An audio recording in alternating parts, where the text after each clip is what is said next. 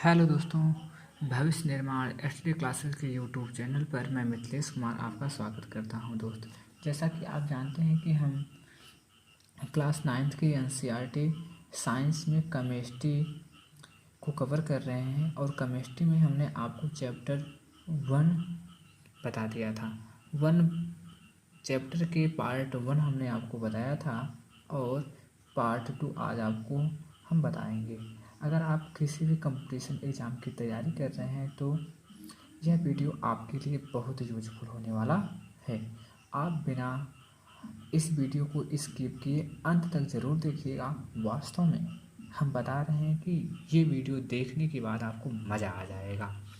तो देखिए, कल हम चैप्टर 1 में पार्ट जो 1 हमने आपको बताया था, आप पहले उस वीडियो को ज़रूर देख लीजिएगा और उस वीडियो के बाद आज ये पार्ट आपका 2 है।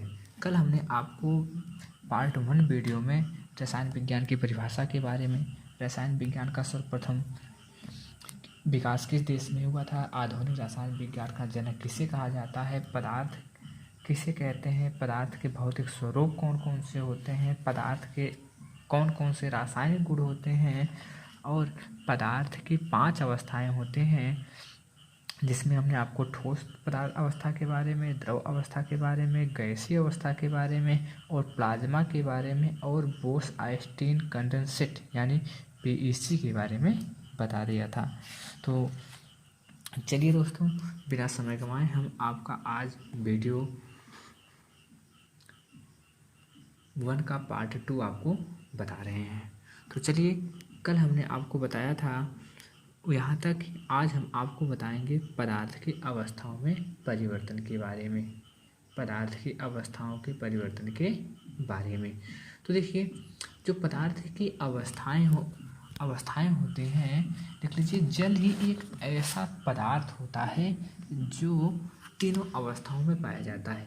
अगर देख लीजिए, जल की अगर ठोस की बात देखी जाए तो जो जल होता है वह ठोस अवस्था में पाया जाता है, और जो जल अगर द्रव अवस्था की बात देखी जाए, जल स्वयं द्रव अवस्था में पाया जाता है, और जल को गर्म कर दिया जाए, ठीक है, वह क्या होता है, गैसीय अवस्था में परिवर्तित हो जाता है। ठीक है, तो और देख लीजिए, जो पदार्थ की अवस्थाएं होती हैं वह अंततः परिवर्तित होती हैं। इनकी अवस्थाओं में परिवर्तन 2 माध्यम से होते हैं, एक ताप होता है और दूसरा दाब होता है। यानी पदार्थ की अवस्थाओं में परिवर्तन 2 माध्यम से होता है, ताप के माध्यम से और दाब के माध्यम से।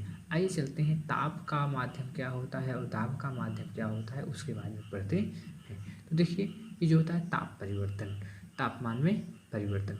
ये जो तापमान में परिवर्तन होता है, देख लीजिए, ठोस पदार्थ पर तापमान बढ़ने पर उनके कणों की गतिज ऊर्जा बढ़ जाती है, और गतिज ऊर्जा में वृद्धि होने के कारण कण अधिक तेजी से कंपन करने लगते हैं, और ऊष्मा के द्वारा प्रदत्त की गई ऊष्मा कणों के बीच के आकर्षण बल को पार कर लेती है, और इस कारण कण अपने नियत स्थान छोड़कर अधिक स्वतंत्र होकर गति करने लगते हैं। इस अवस्था में एक ऐसी अवस्था आती है जो ठोस पदार्थ पिघलकर द्रव अवस्था में परिवर्तित हो जाते हैं। चलिए, कोई बात नहीं, ये समझ में नहीं आया। अरे मेरे भाई, आप क्या कीजिए, तापमान, कोई पदार्थ ले लीजिए, पदार्थ अगर आप ले रहे हैं तो उस पर तापमान दीजिए।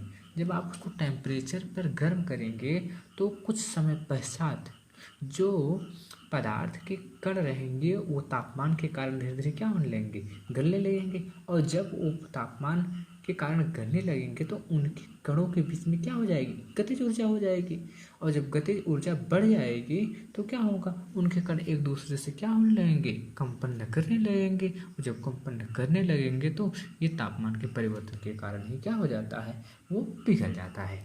चलिए ठीक है, आगे चलते हैं। दाब परिवर्तन। ये जो दाब परिवर्तन होता है, यदि हम तापमान घटने पर सिलेंडर में गैस लेकर संपीड़ित करें तो बीच की दूरी कम हो जाएगी और गैस द्रव अवस्था में क्या हो जाएगा, बदल जाएगा। चलिए समझने का प्रयास करते हैं। एक गैस सिलेंडर ले लीजिए, पहले उसमें क्या कीजिए, उस पर दाब बढ़ाओ, मतलब दाब बढ़ाइए और तापमान को घटा दीजिए। जब आप दाब को बढ़ाएंगे, तापमान को घटा देंगे, तो ये गैसीय अवस्था जो हो जाएगी धीरे धीरे किस अवस्था में बदल जाएगी, द्रव अवस्था में बदल जाएगी। अरे मेरे भाई, इतना आप ध्यान दीजिए। कोई क्या ले लीजिए, कोई सिलेंडर ले लीजिए। सिलेंडर लेने के बाद उस पर क्या कीजिए, वह उस पर तापमान की मदद से घटा दीजिए। तापमान सिलेंडर का घटा दीजिए और उस पर दाब डालिए, और दाब डालने के बाद क्या हो जाएगा, वह ऑटोमेटिक वह द्रव अवस्था में परिवर्तित हो जाएगा। आइए चलते हैं, आगे देखते हैं। ठीक है, ये जो ताप और दाब के प्रभाव के कारण पदार्थ की कुछ निम्न प्रकार की अवस्थाएं पाई जाती हैं। ठीक है, ये जो ताप और दाब के प्रभाव से पदार्थ की अवस्थाएं निम्न प्रकार की होती हैं। ये जो निम्न प्रकार की अवस्थाएं होती हैं, ये मुख्य रूप से 4 भागों में डिवाइड हो जाती हैं। ये जो ठोस पदार्थ होता है, देखिए जो ठोस पदार्थ होता है, अगर ठोस पदार्थ को सीधे गैस अवस्था में बदलने का कार्य करेंगे तो वह ऊर्ध्वपातन होगा, और गैस पदार्थ को सीधे ठोस पदार्थ में बदलने का कार्य करेंगे तो निक्षेपण होगा, और ठोस पदार्थ को अगर आप द्रव पदार्थ में बदलने का कार्य करेंगे तो वह संकलन होगा, और द्रव पदार्थ को अगर आप ठोस पदार्थ में जमने का कार्य करते हैं तो वह जमना होगा, और वही पदार्थ अगर गैस अवस्था से सीधे द्रव अवस्था में परिवर्तित हो जाती है वह संकलन कहलाती है, और कोई पदार्थ द्रव अवस्था से क्या हो जाती है, वाष्पीकरण के रूप में उड़ जाती है, वह गैस मतलब वाष्पीकरण की अभिक्रिया होती है। और देख लीजिए यहाँ पर दिया हुआ है, अगर कोई पदार्थ गैस पदार्थ से प्लाज्मा के रूप में परिवर्तित होता है वह निरायनीकरण होता है, और प्लाज्मा जो होता है अगर गैसीय अवस्था में आ जाता है तो वह आयनीकरण होता है। आइए चलते हैं, एक एक के बारे में जानकारी प्राप्त करते हैं। अब यहीं से मज़ा आने वाला है वीडियो में। अब देख लीजिए, पहला आपका क्वेश्चन उठ जाता है, जो होता है ये जो होता है संगलन। संगलन मतलब होता है गलना। संगलन मतलब होता है गलना। अब गलना को क्या कहा जाता है, पिघलना भी कहा जाता है और द्रवणांक भी कहा जाता है। इतनी चीज़ आप ध्यान दीजिए। आइए चलते हैं, इसकी परिभाषा क्या होती है, देख लीजिए। जिस ताप पर वायुमंडलीय दाब पर कोई पदार्थ सीधे द्रव अवस्था में बदल जाता है, वह उसका गलनांक कहलाता है। चलिए छोड़िए, ये परिभाषा बहुत कठिन है, सरल भाषा में बताते हैं। एक कोई निश्चित ताप ले लीजिए मेरे भाई, किसी निश्चित ताप पर किसी पदार्थ को आप क्या कर दीजिए, रख दीजिए। अगर वह पदार्थ क्या हो जा रहा है, गल जा रहा है, उसे पिघलना कहेंगे। तो जैसे देख लीजिए, जैसे बर्फ का गलनांक जो होता है 273.16 केल्विन होता है, लेकिन सुविधा के लिए लोग इसे क्या कहते हैं, 0 सेल्सियस कहते हैं। अर्थात 273.16 केल्विन को हम अपनी सुविधा के लिए कितना लिखते हैं, 273 केल्विन ही लिखते हैं ना। अब देख लीजिए, ये जो बर्फ हमारा होता है वह कितने डिग्री सेल्सियस तापमान पर पिघल जाता है, वह 0 डिग्री सेल्सियस तापमान पर पिघल जाता है। ये तो हम आपको बता रहे हैं आपको, किसी निश्चित ताप पर कोई पदार्थ क्या हो जाता है, अगर पिघल जाता है वह उसी का संगलन, पिघलना, द्रवणांक या गलनांक कहलाता है। जैसे आप देख लीजिए, एक एग्जाम्पल और ले लीजिए। जैसे घी को आप मान लीजिए, अगर घी को क्या करेंगे, 28 से लेकर 33 डिग्री सेल्सियस तापमान पर गर्म कर देंगे, घी क्या हो जाएगा, द्रव अवस्था में आ जाएगा। वही मोमबत्ती को आप ले लीजिए, मोमबत्ती जो होता है वह 61 डिग्री सेल्सियस से लेकर 64 डिग्री सेल्सियस तापमान पर आ जाता है, वह पिघल जाता है। और गंधक की बात कर लीजिए, ये जो गंधक होता है 114 डिग्री सेल्सियस तापमान पर क्या हो जाता है, पिघल जाता है। आया ना मज़ा। आइए चलते हैं, आगे चलते हैं। ये देखिए, अब दूसरी होती है बात, इसी चीज़ में होती है एक संगलन की गुप्त ऊष्मा। संगलन की गुप्त ऊष्मा, ये देख लीजिए। आइए देखते हैं, इस संगलन की जो गुप्त ऊष्मा होती है, वायुमंडलीय दाब पर 1 केजी ठोस को गलनांक पर द्रव में बदलने में जितनी ऊर्जा की आवश्यकता होती है उसे संगलन की गुप्त ऊष्मा कहते हैं। अतः 0 सेल्सियस वर्ष बर्फ के कणों की तुलना में 0 अंश सेल्सियस पानी के कणों की अधिक ऊर्जा होती है, वह गुप्त ऊष्मा तापमान बढ़ने नहीं देती है। ये समझ में नहीं आया, चलिए बताते हैं। 1 किलो मेरे भाई, एक एग्जाम्पल मानते हैं, आपने क्या ले लिया, 1 केजी ठोस बर्फ ले लिया। जब 1 केजी ठोस बर्फ को गलाने में 1 केजी ठोस बर्फ को गलाने में हमें जितनी ऊष्मीय ऊर्जा की आवश्यकता होती है उसे ही संगलन की गुप्त ऊष्मा कहते हैं। अब एग्जाम्पल ले लीजिए, 1 किलो ले लीजिए आप बर्फ, उसको गलाने में जितना ऊष्मा लग जाएगी वह संगलन की गुप्त ऊष्मा होती है। अब तो समझ गए होंगे। आइए चलते हैं आगे।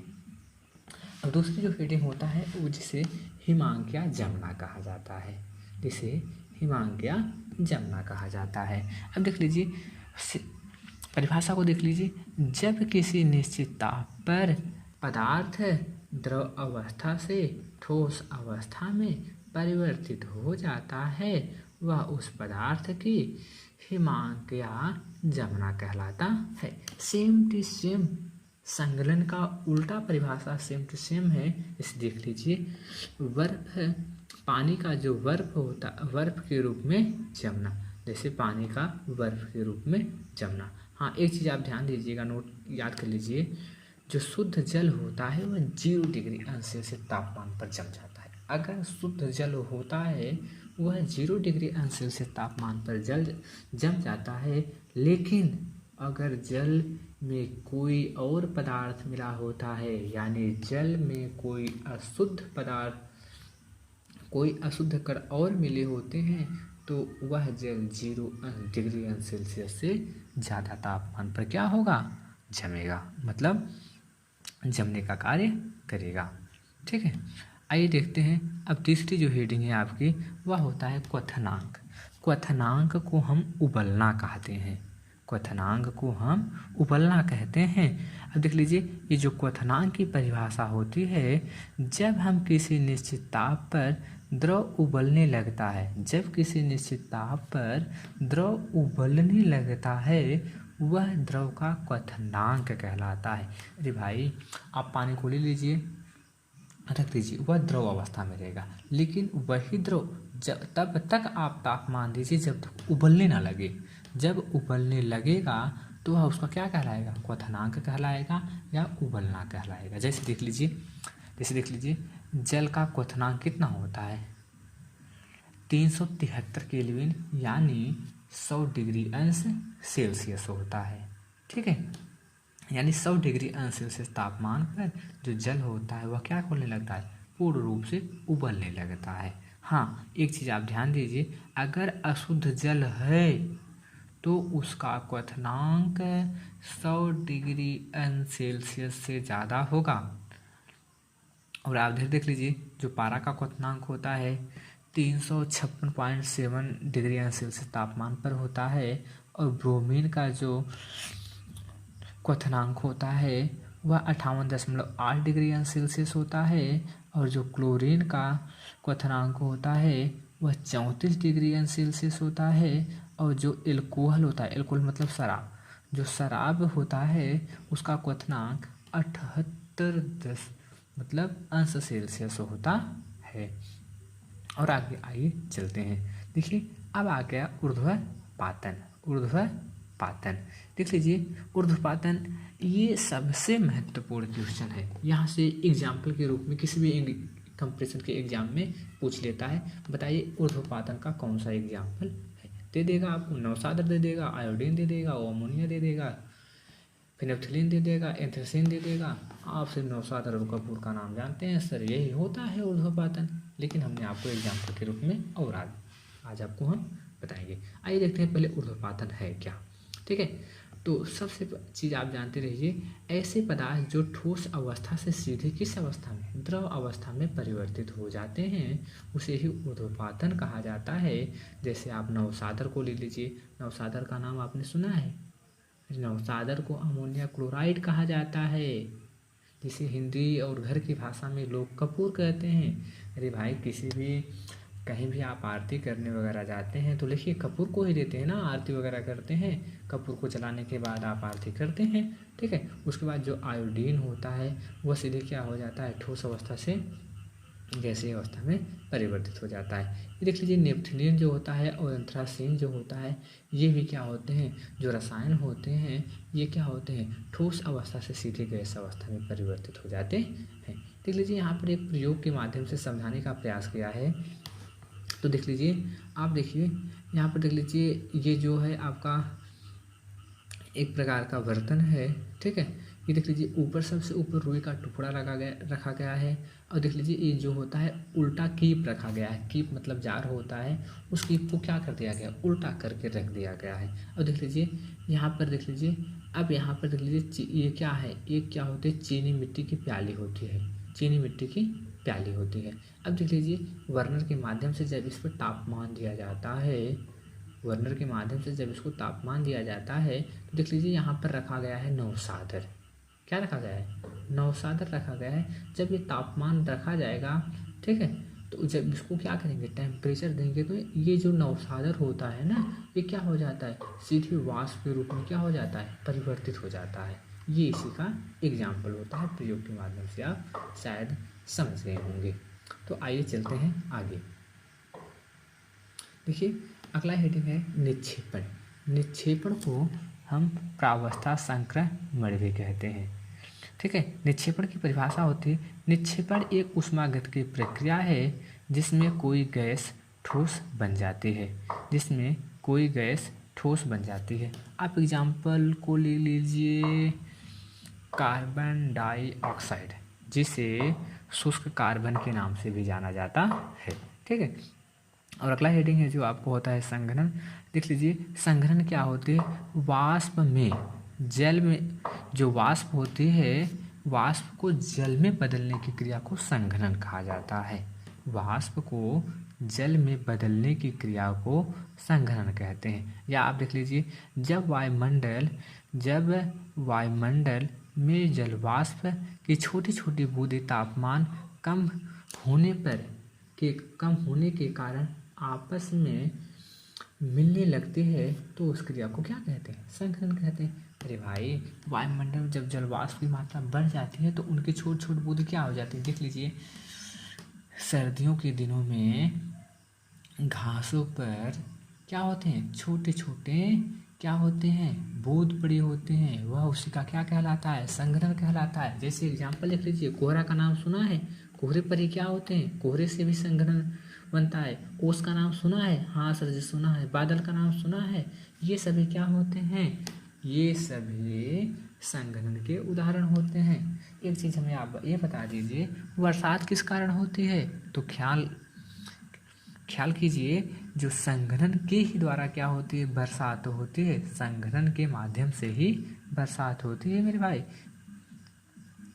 इतनी चीज़ आप ध्यान दीजिएगा। अब आइए आगे चलते हैं। जो वाष्पीकरण होता है, वाष्पीकरण की परिभाषा क्या होती है, यदि किसी बर्तन में कोई द्रव पदार्थ जैसे पानी रखा हो, उसके ऊपरी पृष्ठ पर द्रव के अणु वाष्पीकृत होकर वायुमंडल में चले जाते हैं। इस क्रिया को वाष्पन या वाष्पीकरण कहते हैं। अब देख लीजिए, अब ये जो होता है, जब आप किसी बर्तन में क्या कर देंगे, द्रव को रख देंगे, पानी को रख देंगे, तो वह क्या होगा, ऊपर से तापमान पड़ेगा। तापमान पहले कहाँ पर पड़ेगा, जो द्रव होगा उसके बाहरी पृष्ठ पर। जब बाहरी पृष्ठ पर पड़ेगा तो उनके वर्ण के अणु क्या हो जाएंगे, वाष्पीकृत हो जाएंगे। जो उनके अणु वाष्पीकृत हो जाएंगे, वाष्पीकृत होने के बाद ऑटोमेटिक क्या हो जाएंगे, ऊपर प्रवेश कर जाएंगे। जैसे जल का चक्रण, वाष्पीकरण वायु सतह पर हमेशा होता है, लेकिन 100 डिग्री सेल्सियस पर सबसे ज़्यादा होता है। एक चीज़ आप सबसे नोट याद कर लीजिएगा, वाष्पीकरण 0 डिग्री सेल्सियस पर भी होता है, लेकिन बहुत कम होता है। लेकिन 100 डिग्री सेल्सियस तापमान पर वाष्पीकरण सबसे ज़्यादा होता है। इतनी चीज़ आप नोट कर लीजिएगा। हाँ, चलिए आइए देखते हैं वाष्पीकरण को प्रभावित करने वाले कारक। वाष्पीकरण को प्रभावित करने वाले निम्नलिखित कारक होते हैं। ठीक है, पहला होता है सतह क्षेत्र पर सतह क्षेत्र बढ़ने पर या द्रव का पृष्ठ तनाव बढ़ने पर। अब देख लीजिए ये जो इसका पृष्ठ तनाव होता है, अब देख लीजिए कैसे, जिसका पृष्ठ तनाव ज़्यादा होगा उस पर क्या होगा, वाष्पीकरण की प्रक्रिया ज़्यादा होगी। ये मेरे भाई समझिए, जैसे एक आप ग्लास ले लीजिए, ग्लास में पानी रख दीजिए और एक थाली ले लीजिए और एक थाली में पानी रख दीजिए। अब बताइए पानी कौन से जल्दी, किसमें से पानी जल्दी सूखेगा? तो आप कहोगे सर जी स्पष्ट बात है कि थाली की। कहेंगे सर क्यों? तो आप बताएंगे क्योंकि जो इसका क्षेत्रफल यानी जो इसका पृष्ठ है, ठीक है, जो इसका पृष्ठ है इसका पृष्ठ ज़्यादा है।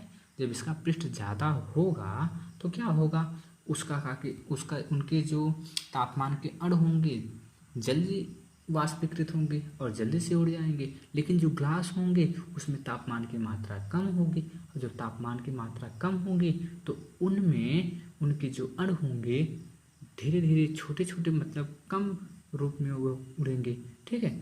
आइए दूसरा दिया है तापमान में वृद्धि। अब देख लीजिए कि जो तापमान में वृद्धि होती है, तापमान में वृद्धि जितनी ही होती है वाष्पीकरण उतना ही तेज होता है। देख लीजिए ठंडी के दिनों में आप तालाब वगैरह में पानी देखते होंगे तो बराबर दिखाई पड़ता है, लेकिन उसी जगह गर्मी के दिनों में देख लीजिए तापमान क्या होता है 42 से लेकर 48 डिग्री सेल्सियस तापमान पर पहुंच जाता है, तो तालाब क्या हो जाते हैं, सूख जाते हैं। ठीक है, ये चीज़ होती है वाष्पीकरण को प्रभावित करने वाले कारक। और तीसरी पॉइंट दिया हुआ है आर्द्रता की कमी। आर्द्रता की कमी, आर्द्रता मतलब होती है नमी।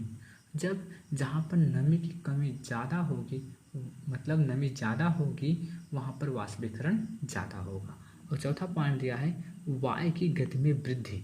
वायु की गति में वृद्धि, हाँ देख लीजिए वाष्पीकरण को प्रभावित करने वाला कारक वायु की गति में वृद्धि भी होती है। आप देख लीजिए अगर बढ़िया से हवा को बढ़िया से चल रहा है तो आप कपड़े को क्या कर लीजिए, कपड़े को क्या कर दीजिए, ले जाकर छत पर रख दीजिए। और जब कपड़े को ले जाकर छत पर आप रख देंगे तो कपड़ा क्या हो जाएगा, आसानी से वो क्या हो जाएगा, सूख जाएगा। और आपका अंतिम पॉइंट होती है हवा की शुष्कता। हवा की शुष्कता, ये देख लीजिए ये जो हवा की शुष्कता होती है, देख लीजिए गर्मी के दिनों में जो हवाएं क्या होती हैं, गर्म निकलती हैं, जिसे हम घर की भाषा में लू कहते हैं। देख लीजिए वो क्या होता है, गर्मी के दिनों में किसी की इच्छा होती है निकलने के बाहर, नहीं।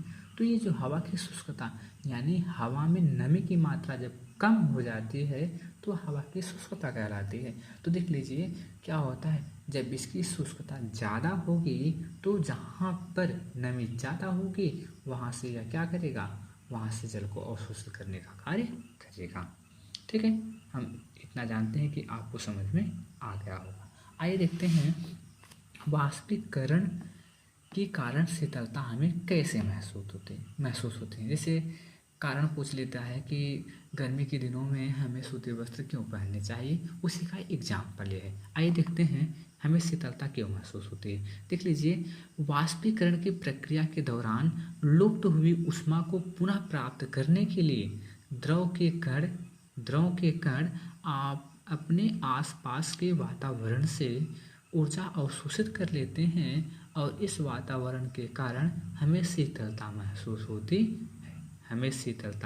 होती है। चलिए समझ नहीं पा रहे हैं, एग्जाम्पल के माध्यम से आपको हम बताने का प्रयास करते हैं। देख लीजिए जब हम हाथ पर एसीटोन डालते हैं, एसीटोन आप ले लीजिए चाहे पेट्रोल ले लीजिए, ठीक है, अपने हाथ से पर डालते हैं तो क्या होते हैं, वो जो हमारे हाथ में गुप्त ऊष्मा होती है वह वाष्प के रूप में क्या हो जाती है, परिवर्तित हो जाती है। जब वाष्प के रूप में परिवर्तित हो जाती है कुछ समय पश्चात हमें हमारा हाथ कैसा महसूस होता है, ठंडक महसूस होता है ना, ठंडक ही महसूस होता है ना। हाँ चलिए एक एग्जाम्पल के माध्यम से और आपको हम समझाने का प्रयास करते हैं। मेरे भाई गर्मी के दिनों में आप बर्फ़ को लिए होंगे, ठीक है, आप देख लीजिए बर्फ़ को ले लीजिए, आपका हाथ गर्म रहता है, ठीक है, जब गर्म रहता है तो आप क्या कर लीजिए बर्फ़ को अपने हाथ पर रख लीजिए। जब आप बर्फ़ को अपने हाथ पर रख लेंगे तो कुछ समय तक वह क्या होता है, बर्फ़ आपके हाथों पर रहता है, पिघलने के बाद वह समाप्त हो जाता है। लेकिन जब आप किसी बच्चे को अपने हाथ को उसके मतलब किसी भी शरीर पर रखते हैं तो वह बच्चा क्या कहता है, आपका हाथ क्या है, ठंडा है। ठीक है, ये क्या होते हैं, यही कारण होता है कि हमें शीतलता महसूस होती है। क्वेश्चन पूछा जाता है कि गर्मी के दिनों में हमें सूती वस्त्र क्यों पहनने चाहिए। क्वेश्चन यही पूछा जाता है, गर्मी के दिनों में हमें सूती वस्त्र क्यों पहनने चाहिए। तो आप स्पष्ट रूप से बताइए कि जो क्या होता है, वाष्पीकरण के कारण जो होती है हमें शीतलता महसूस होती है। और क्या करता है, जो सूती वस्त्र होते हैं वो क्या करते हैं, पसीनों को सूखने का कार्य करते हैं। और जब पसीनों को सूखने का कार्य करते हैं वह वाष्पीकरण के माध्यम से होता है और क्या होती है, हमें शीतलता महसूस होती है।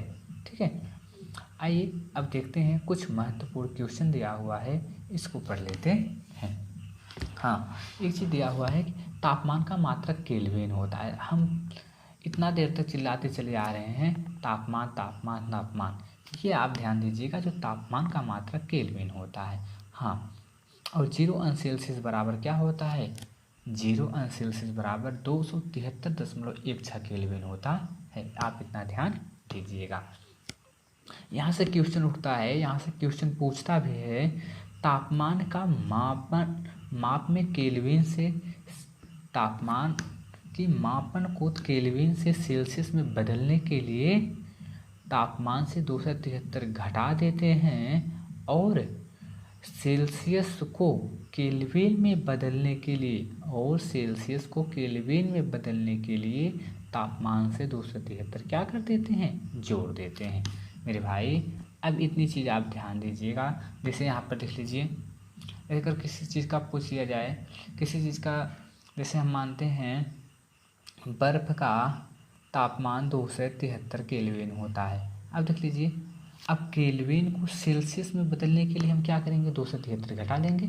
जब 273 घटा देंगे तो 0 अंश सेल्सियस आ जाएगा ना, हाँ आ जाएगा। तो अगर कोई क्या है, सेल्सियस है, उसको केल्विन में बदलना, जैसे बर्फ़ का तापमान क्या मतलब जल का कितनी डिग्री अंश सेल्सियस तापमान पर उबलने लगता है, तो 100 डिग्री अंश सेल्सियस तापमान पर पिघलने लगता है। जब 100 डिग्री अंश सेल्सियस तापमान पर पिघलने लगता है तो क्या हो जाएगा, उसमें 273 जोड़ देंगे तो 373 केल्विन हो जाएगा। इतनी चीज़ आप ध्यान दीजिएगा। हाँ, गैसीय दाब का मात्रक होता है एटमॉस्फेयर होता है। गैसीय दाब का मात्रक एटमॉस्फेयर होता है। इसे छोटा ए छोटा टी छोटा एम से प्रदर्शित किया जाता है। अगर बड़ा ए बड़ा टी बड़ा एम रहे तो उसे ऑटोमेटिक टेलर मशीन कहा जाता है। दाब का मात्रक सब लोग जानते हैं, दाब का मात्रक होता है पास्कल। ठीक है, एक एटॉमिक मासफेयर बराबर होता है 1.0 × 10⁵ पास्कल होता है।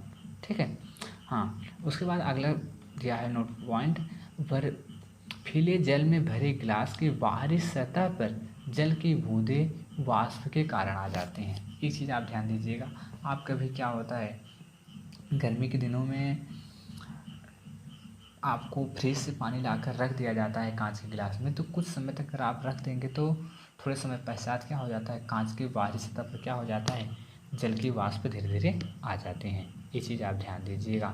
और देख लीजिए अगला पॉइंट दिया है, वाष्पीकरण अधिक होने के कारण गर्म दिनों में कूलर क्या होती है, अधिक ठंडा हवा देती है। ये चीज़ होती है, यही कारण होता है कि देख लीजिए जो कूलर होते हैं, कूलर के बगल में देख लीजिए क्या होता है, सूखा टाइप का लगाया गया होता है। ठीक है, देख लीजिए जो क्या होता है, घास टाइप की होती है ना, उसमें देखिए अंदर मोटर लगा होता है। मोटर लगने के बाद उस घास को क्या करती है, वो मोटर भेने का कार्य करती है। और वह क्या होता है, जब उस घास में क्या होती है, पानी जाता है तो वाष्पीकरण की प्रक्रिया होती है। जब वाष्पीकरण की प्रक्रिया होती है तो पंखा क्या करता है, तेज़ी से चलता है ना। जब तेज़ी से चलता है तो वाष्पीकरण क्या होता है, पानी बाहर आराम से आता है। और जब बाहर पानी आराम से आता है तो हमें क्या होती है, ठंडक महसूस होती है। हाँ, एक चीज़ है, जो बर्फ़ कितनी डिग्री अंश सेल्सियस तापमान पर क्या हो जाता है, 0 डिग्री अंश सेल्सियस तापमान पर क्या हो जाता है, ठोस मतलब द्रव अवस्था से ठोस अवस्था में परिवर्तित हो जाता है अगर शुद्ध है तब। लेकिन अगर घनत्व की बात करें, अगर घनत्व यानी वजनाई की बात करें तो 4 डिग्री अंश सेल्सियस तापमान पर सबसे अधिक घनत्व जल का होता है। ठीक है, एक चीज़ होता है संपीड्यता। यथा। तो देख लीजिए, किसी पदार्थ के कणों के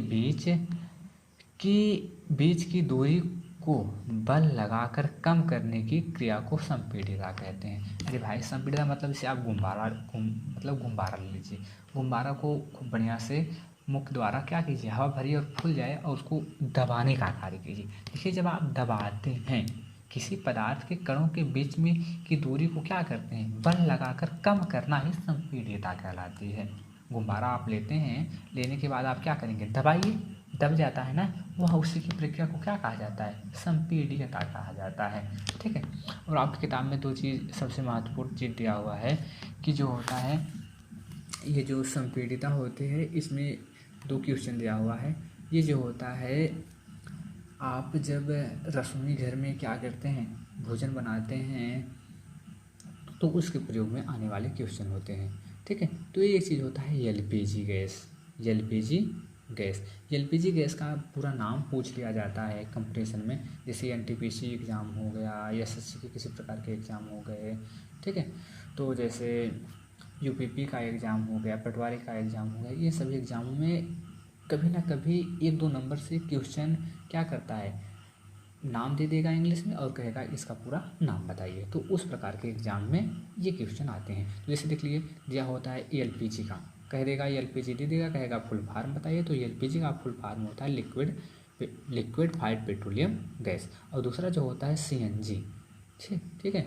सीएनजी जो गैस होती है इसे क्या कहा जाता है, कंप्रेस्ड नेचुरल गैस। इसे कंप्रेस्ड नेचुरल गैस कहा जाता है।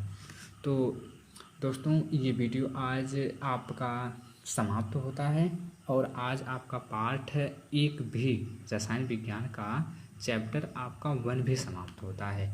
तो ठीक है, अगर दोस्तों ये वीडियो आपको अच्छा लगा है तो आप हमारी वीडियो को लाइक कीजिए, शेयर कीजिए और सब्सक्राइब कीजिए और बेल आइकन को प्रेस करना बिल्कुल मत भूलिए।